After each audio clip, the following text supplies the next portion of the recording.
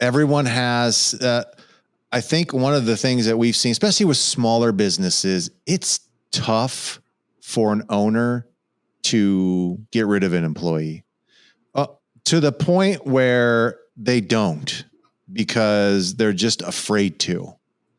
And that's never a good situation to be in when you know someone's not really doing what they're supposed to be doing, but you're afraid, right? You're afraid that this person, which is really interesting and weird to me, because if like it's gotten that bad, like why would you want this person in your space if you really don't like them? Like, let's just get rid of them. You know, it's just not that simple though, is it? But it doesn't mean that it's impossible. So when you're dealing with, you know, how do I get rid of a person without having to being concerned about getting sued? What are some things that people should do on that? Well, that's a really good question. And I find that Thank you. I have it written down right here. So it's like, I find that a lot in my practice. As an employment lawyer for businesses, I want our clients to call us when they have these types of issues. I really need to fire Sally. She's been here 2 years. She's just awful, but I just can't get myself to do it. I don't want them to call us as an employment lawyer the first time that they've fired Sally, and now they have a lawsuit from Sally because Sally says they did something wrong. The interesting thing about employment law for businesses is we actually can help our clients do things right before they do something like an employment termination that could go south for one reason or another. So what we do is actually review what has gone on in the past and why the practice wants to terminate Sally, for example. And if we get to that point where there's going to be a termination conversation, one of the services we provide is to draft talking points for the business owner, the office manager, whoever's going to have that conversation. And I say, here, this is what you need to say. And then have a conversation with them if they have any questions. And they'll say, well, what if she says this? What do I do? And we kind of talk through it.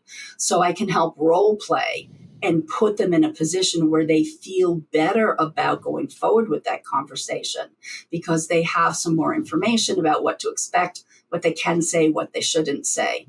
And so they're more able to go forward with that.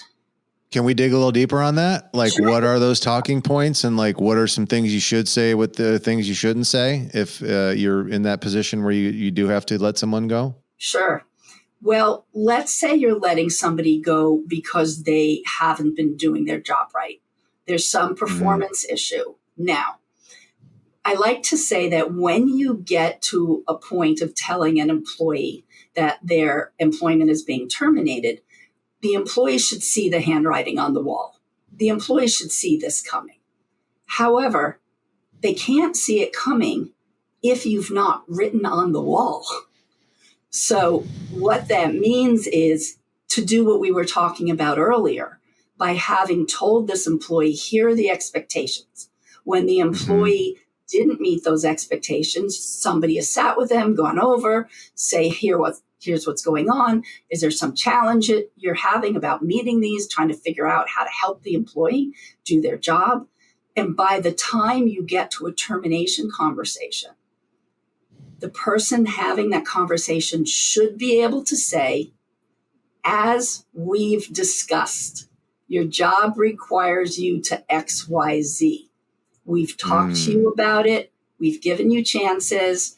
You're still not performing. Unfortunately, we're really disappointed, but a decision's been made to let you go.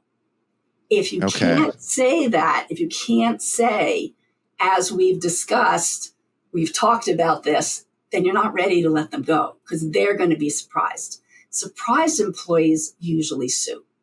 They're much more often to sue because they think they're God's gift to the practice. They're doing a wonderful job because nobody told them otherwise. So it must be that you're letting them go because of their age or their race or their national origin or something else, which is what the employment discrimination laws protect. Obviously, you can't let somebody go because they're black, brown, pink, or purple. Right. You have to let them go for a business reason, such as they're not doing their job, or they're always late, or some other thing that's distracting or upsetting to the practice.